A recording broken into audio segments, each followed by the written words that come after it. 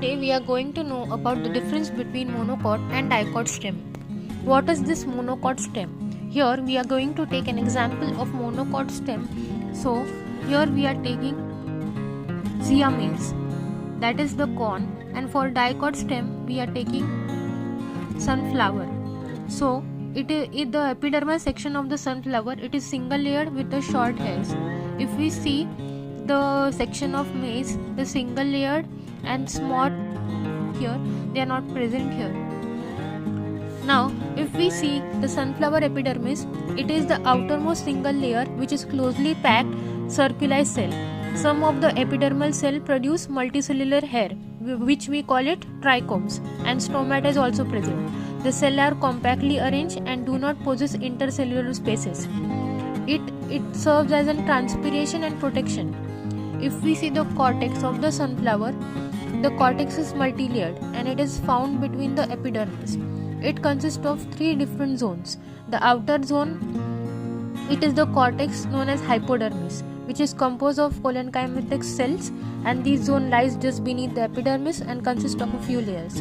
If we see the next zone, that is composed of few layers, thin-walled parenchymatous cell with well-developed intercellular spaces among them. The innermost zone of the cortex is known as starch sheath or endodermis. It is composed of single row or a barrel-shaped cell which contain abundant of starch grain. In the cortex, a few resin ducts are present and they are confined in the thin-walled parenchymatous region. Each resin duct contains of small elongated or oral cavity which is surrounded by a thin-walled cell. These ducts may be absent in other plants. If we see the pericycle is found in the patches lying outside the vascular bundle, and it is composed of sclerenchymatous cells, which are 2 to 3 in layers. The sclerenchymatous patch of pericycle are associated internally by phloem of vascular bundle, and which are also known as the Bas fiber. If we see the stele, the vascular bundle are arranged in a ring or in uniform size. They are conjoined, collateral and open. Single vascular bundle, if we see a single vascular bundle, it consists of phloem, cambium and xylem. The phloem lies towards the outside of the vascular bundle, and it is composed of sieve tube, companion cell and phloem parenchymatous cell. If we see the cambium, it is found in the form of thin strip between the phloem and the xylem, that is the cambium. And the cambium cell, these cells, if we see properly, they are rectangular, thin-walled, and they are arranged in a radial row. If we see xylem, that is tied toward the inner side of the vascular bundle, and it consists of vessel, trachea and xylem parenchyma. The metaxylem, that lies toward the periphery, or protoxylem toward the center of the axis, which show endark condition. The cell of the vessels are tracheate and are dead and contain thickening of lignin on their inner wall.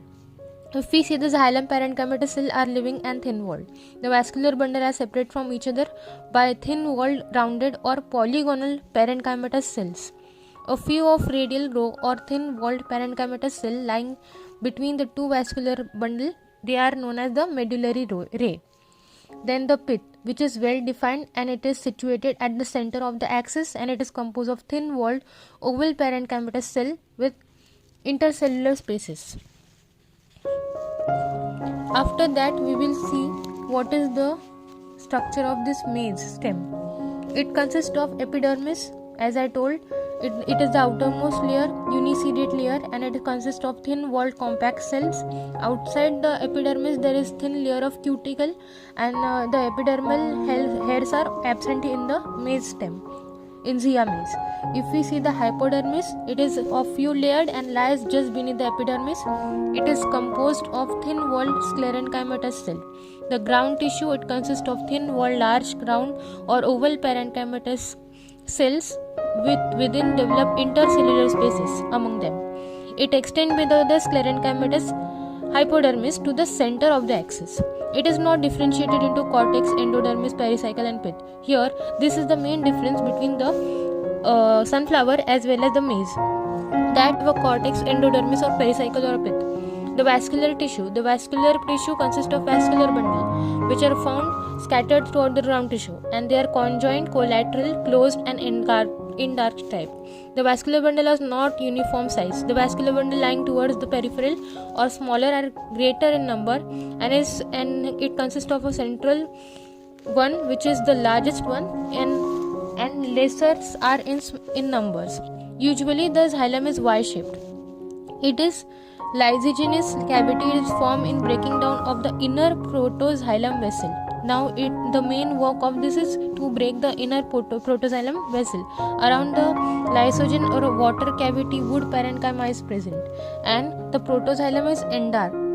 The phloem consists of sieve tubes and companion cells, and the phloem parenchyma is absent.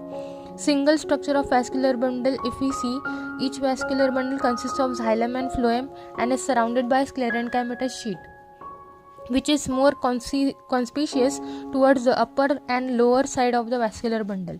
The xylem here is V-shaped, and it consists of a bigger vessel of the metaxylem and small vessels of the protoxylem. Both meta and protoxylem are separate from each other by small trachea. The vessel of the metaxylem contain peated type of thickening, which consists of vessels of protoxylem containing annual and spiral type of thickening. Toward the inner side of the vascular bundle, the cavity is present, and it is known as lysogenous cavity or water cavity. What does it do? It is formed by breaking down of protoxylem, and the phloem strand lies toward the outer side of the vascular bundle, and it consists of conspicuous sieve tubes and companion cells only. So the phloem parenchyma is not found. The protophlloem is crushed and lie towards the outer side of the metaphloem, which lies toward the inner side.